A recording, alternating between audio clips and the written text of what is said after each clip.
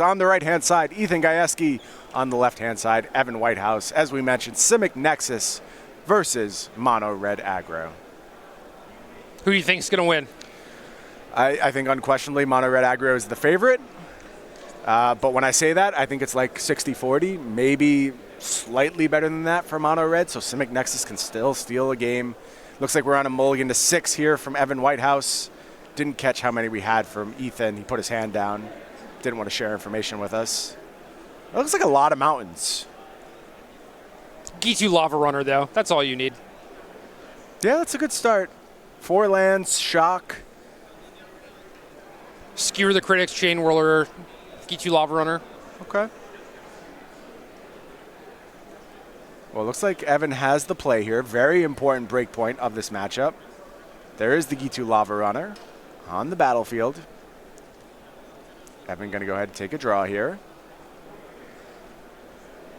Really want to avoid damage from your land in these early turns if you can.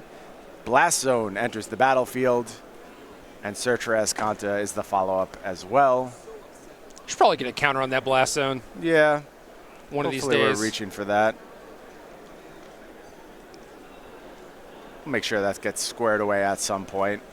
Search for Escanta reveals another Search for Escanta. That's going to hit the bin.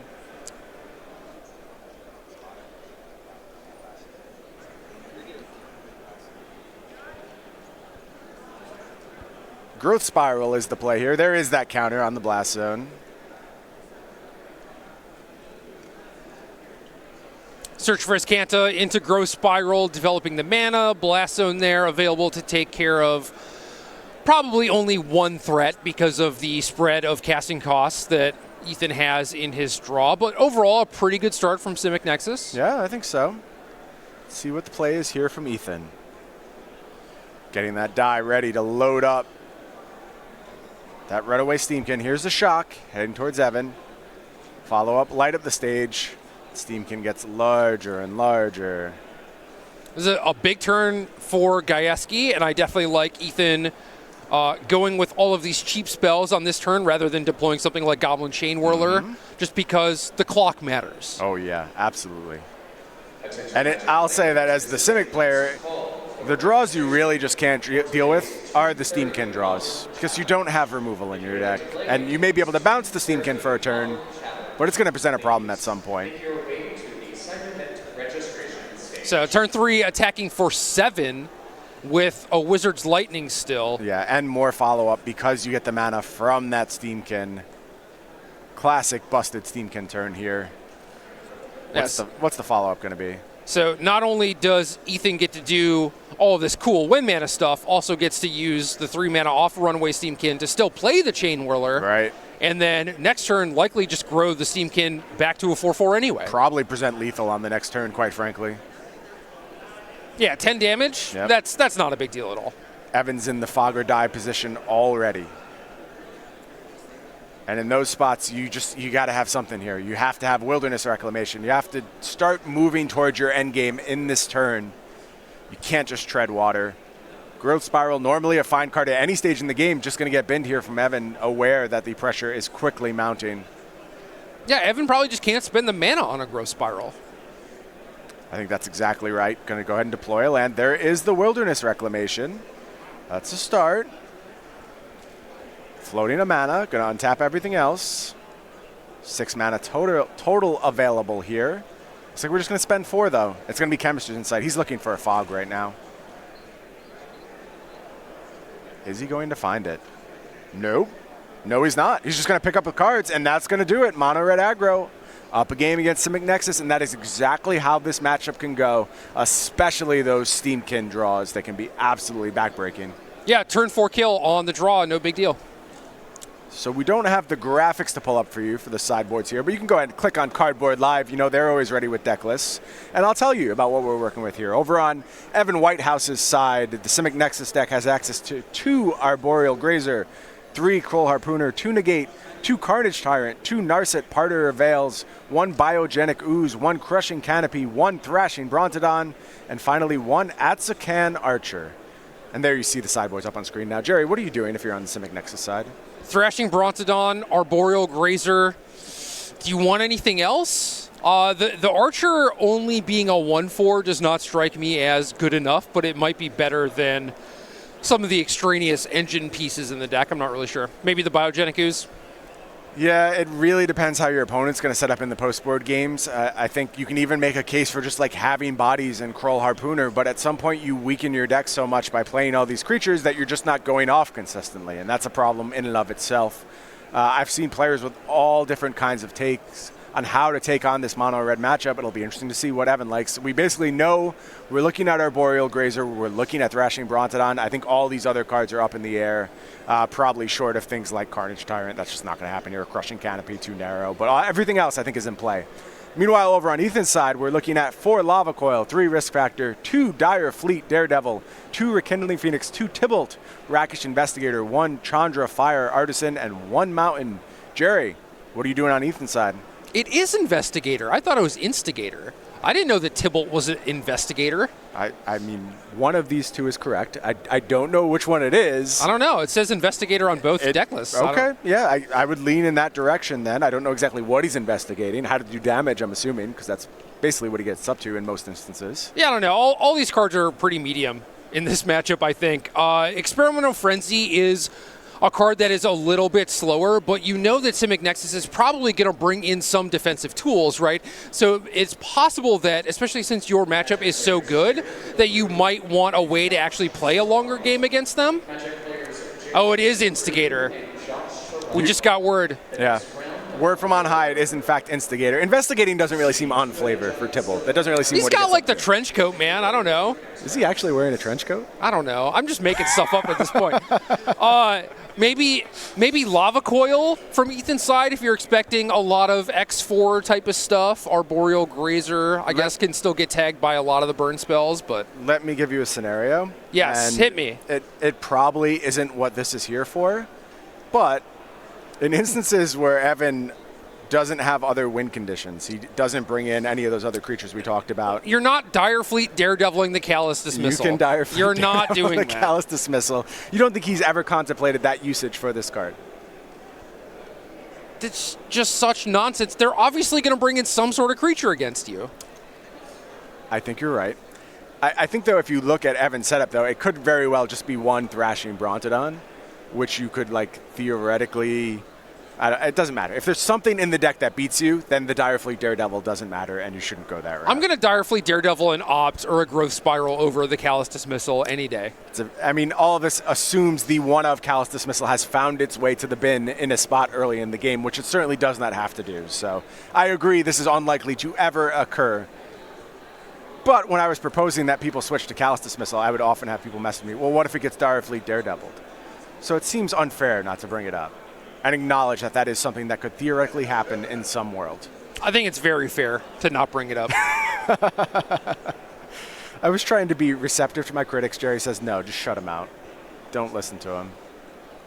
Well, if you're looking to see the new decks of this standard format, as well as every other conceivable format, modern, maybe modern with new mulligan rules, maybe future moderns postulating about what the set might look like after Modern Horizons, you know you have to watch Versus Live. That's where our best players from SCG writing, content creation, they battle. And you see Todd Anderson all the time. You see Ross Merriam. You see special guests. Emma Handy pops in occasionally for Versus Live. You never know who's going to show up for a Versus Live episode. Of course, it happens every Tuesday and Thursday at 1 p.m. Eastern. And you can check that out at twitch.tv/SCG Tour. I'm assuming you are intimately familiar with that channel if you are watching us presently. At the end of May, we are doing commentary at SCG Louisville. Correct. After Louisville, I'm going to spend a week and a half in Roanoke leading up to SCG Con, and I'm angling to get in on that Versus Live action. Okay, so keep an eye out. Maybe you'll see Jerry Thompson on a future episode of Versus Live. You heard it here first. You want to see me on Versus Live? You message Cedric Phillips on Twitter. Tell him you want to see that happen. Right. We all know Cedric, very anti-Jerry bias most of the time, generally doesn't let you appear on coverage, do anything. So it's very important everyone talks him into allowing you to have that role. I've been begging Cedric to let me do coverage for years. And finally you broke his spirit. Finally. I mean, it's very clear that it was a giant mistake for him to allow me to do coverage. So It turns out he was right. Who knew? Here's an attack from Fanatical Firebrand. I think that Evan is missing a green source presently. But we're going to go ahead and opt. We're going to go looking for that green source. I do think Search for Escanta is available as a turn 2 play should Evan want it. Can also help smooth out the mana a little bit. He passed on playing turn 1 Memorial to Genius in order to go ahead and deploy that opt. But there you see Second Island is the play. Here's an attack from Fanatical Firebrand. And Ethan just picked up a copy of the best card, possibly in the matchup, possibly in the deck, possibly in the format, and Runaway Steamkin. Yeah, definitely. Maybe not the last one. I think there's an argument to be made. For sure. And there you see Runaway Steamkin hitting the battlefield. Evan takes a peek at that top card via search, likes it, scoops it into the hand. What is the turn 3 play here from Evan? It is Hinterland Harbor, so he was able to find a green source. Follow up Growth Spiral. Takes a draw here. Does he have the land? He does. It's Memorial of Genius and passes the turn back to Ethan. Here's a big turn for Ethan. How many 1-drops do you have, Ethan? Your pairings for your first round are being posted at the gathering point on blue paper.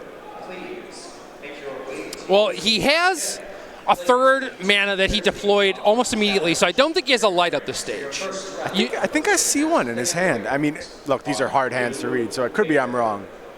Maybe that's like Experimental Frenzy or something. Here's a shock. That's 1-drop number 1. Skewer. Skewer. Those two cards do look very similar, at least to me. Lava Runner. Yeah. In for 7. Nailed it. Like, that's exactly what he wanted to do on that turn. Almost card for card.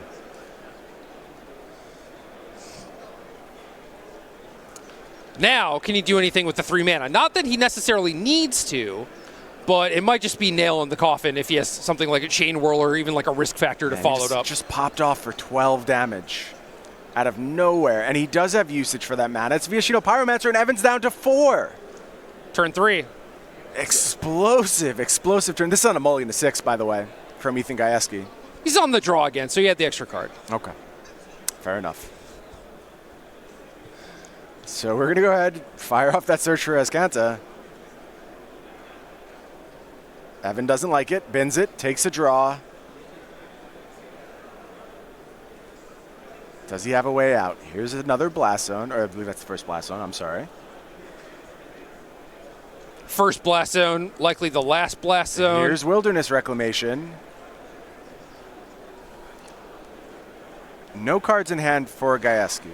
So, if you find a Fog here, you think you're pretty safe. I will say that. That's a big if, though. And it looks like we're going to tick up that Blast Zone. Gotta have a Fog then. Yeah, has to.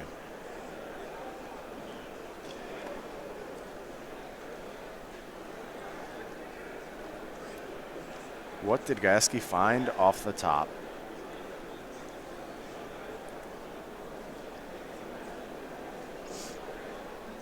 There's no 4-point burn spell, but there is the Fanatical Firebrand on the battlefield still just chilling. So basically, like, any burn spell is potentially lethal. So you got to feel good about your spot if you're in Ethan's seat. Just because, yeah, your opponent can start looping root snares and lock out combat damage, but you've done so much already. You're Right. so close. So many live top decks. There is the root snare. That's going to get fired off. And Gaieski passes the turn back. This is Evan's chance. Has to make big things happen over the course of this turn. Nexus of Fate, mana available.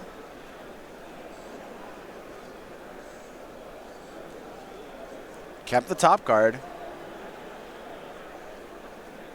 Going to deploy a Forest here. Playing a Tamiyo.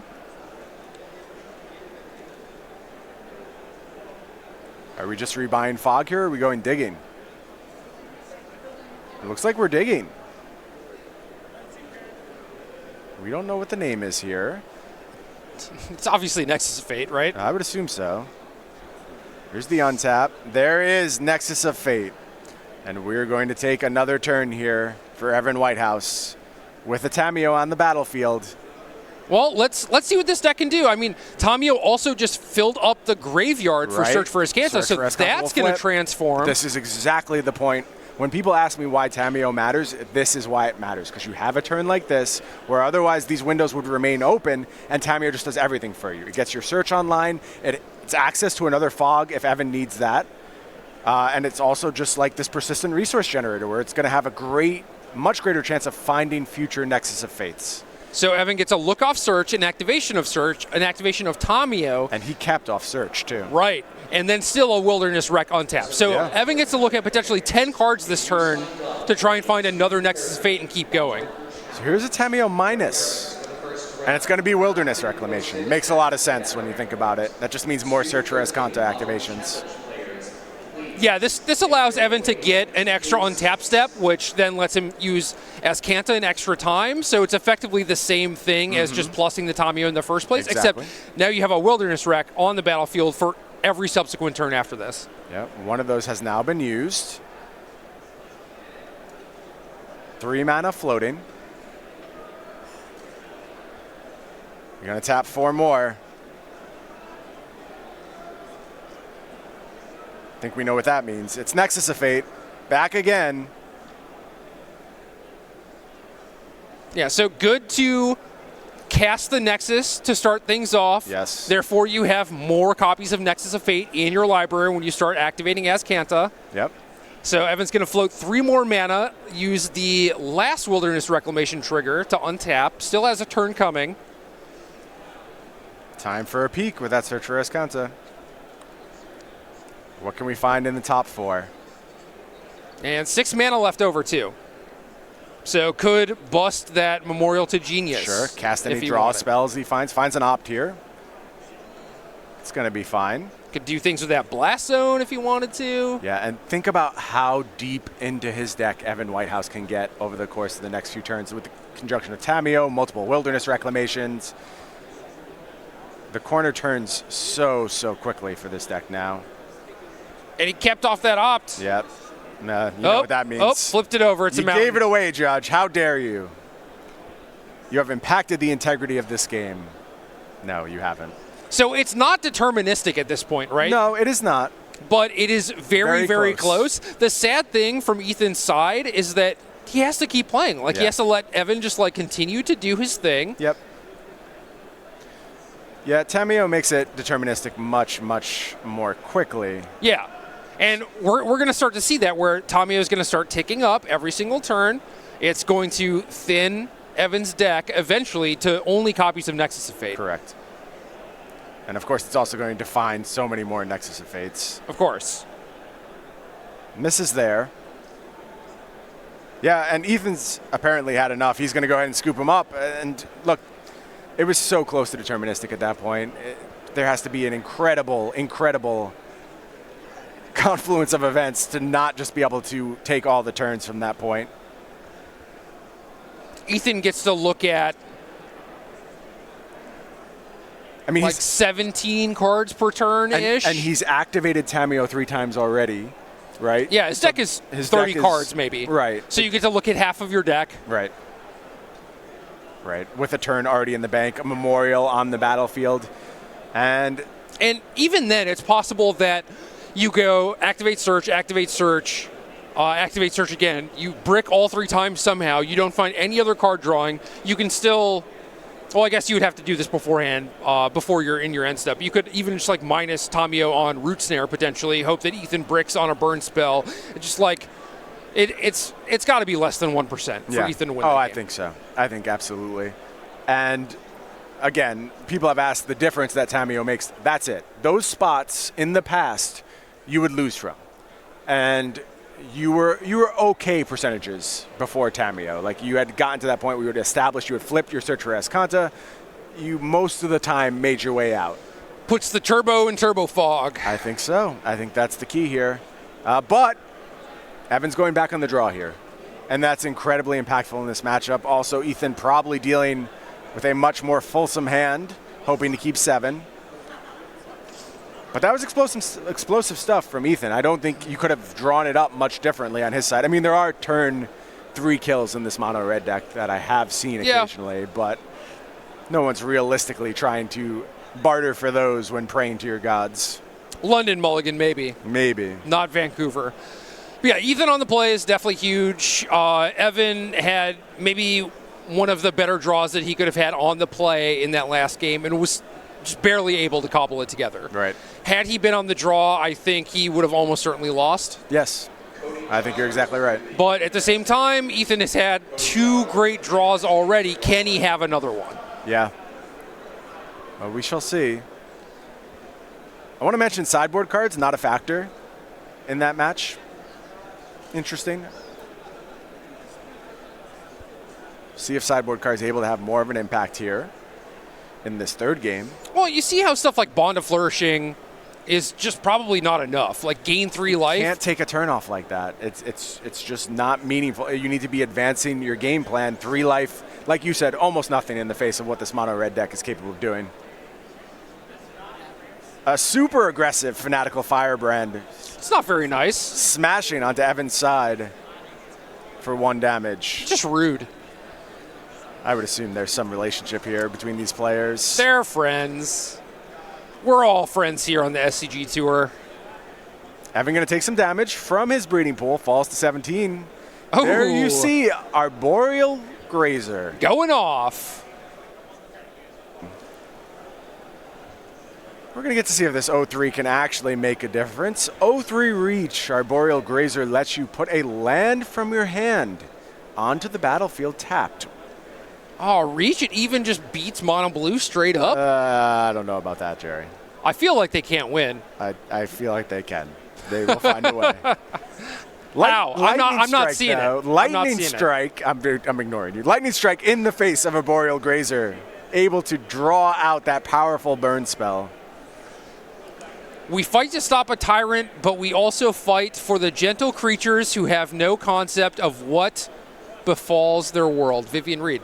You know, props, Vivian Reed. I like that. Very much in line with my own philosophy. I didn't realize how much I liked Vivian Reed until exactly this moment. You are very much like a caretaker for the Arboreal Grazers. I try to be, yeah. Yeah, big priority on animal safety, animal awareness, animal enjoyment. Still don't like Arboreal Grazer, though. Here is a Lightning Strike, followed up by a Getsu Lava Runner. Those creatures are going to rumble into the battlefield. And the beats are coming towards Evan. Has Searcher Escanta on the battlefield. Reveals. A flip Searcher Escanta. That's going to get the bin. It happens. Sometimes you forget to retransform those cards. I am infamous for doing that. Does Evan have a 4th land here? Having a very careful think about it.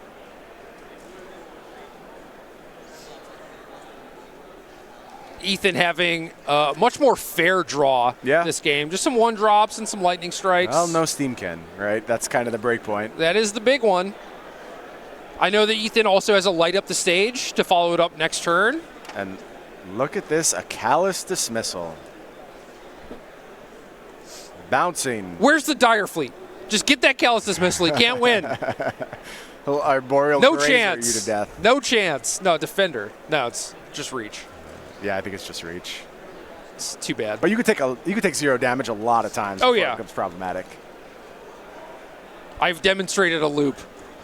This is why I like Callous Dismissal, though. You see this did have an impact on the battlefield, gaining some life and still functioning as a kill condition once we get to the late game. Obviously, something like Commence the Endgame just rotting in hand here, doing nothing. So I don't know. Bouncing a Gitu Lava Runner is not the most productive thing, but if you're Evan, obviously you do what you got to do. You compare it to the other options that people were using to win the game, and I think I like this a lot. I mean, you could go back to something like Krasis, and then maybe there's a little bit of an argument for that card.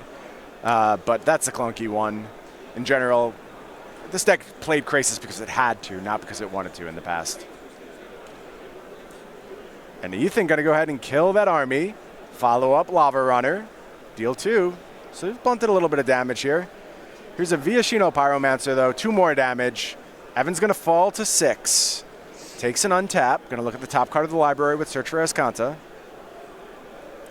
Could probably just attack with the Lava Runner and not Firebrand the army, I guess, but then that gives Evan the ability to chump block, so you're ensuring that you actually get in for damage. Evan's going to bin a Tamiyo here. That tells me that he either needs something or has a Tamiyo in hand. Here's Growth Spiral. Has a follow-up land. It's Breeding Pool tapped. Plays another land. and passes the turn back. 5 cards in the graveyard for that search for his Kanta. 1 short. Maybe a Root Snare coming in this turn, which will allow him to transform the search. There is the Root Snare. Still short on an engine piece like a Wilderness Reclamation. Right. So still some work needed for Evan Whitehouse. What does Gaieski have as a follow-up here?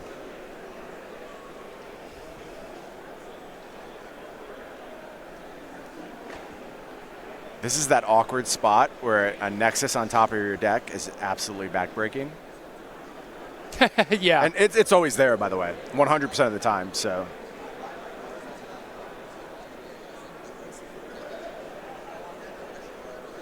Three mana tapped from Gaieski. Risk factor. What do you do if you're in Evan's seat right now? Depends what his card is. I think you give him cards. Yeah. Yeah, I think Evan made the right call here. Both spots are bad, but realistically, if you go to 2, I think you are... It's a lot easier for you to die to a single burn spell, whereas if you let them draw cards, it's like, well, maybe you draw lands and creatures that don't deal damage. Like, right. Now you can draw your Steamkins and your Frenzies, Risk Factors, whatever. So, search for Azcanta. Gonna take a look at the top card. It's somehow not the Nexus of Fate. Seems impossible to me. I don't believe it. But we are gonna flip search here. Evan's gonna take a draw. What did we find? He's not thrilled about it. It's medium at best. Wilderness Reclamation? Tameo?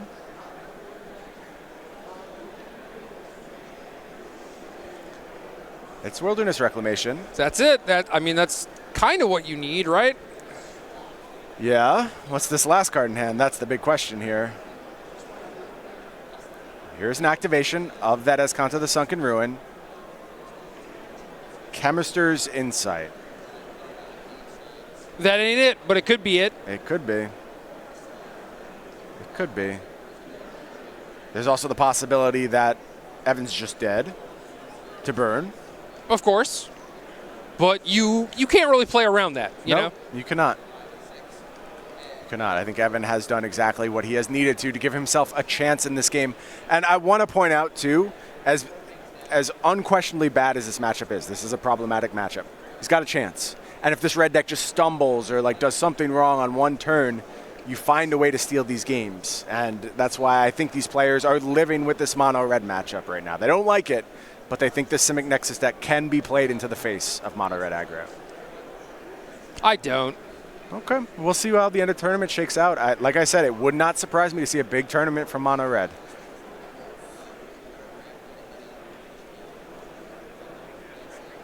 I think there's only going to be one Simic deck in top 8. Okay, how many mono red do you like?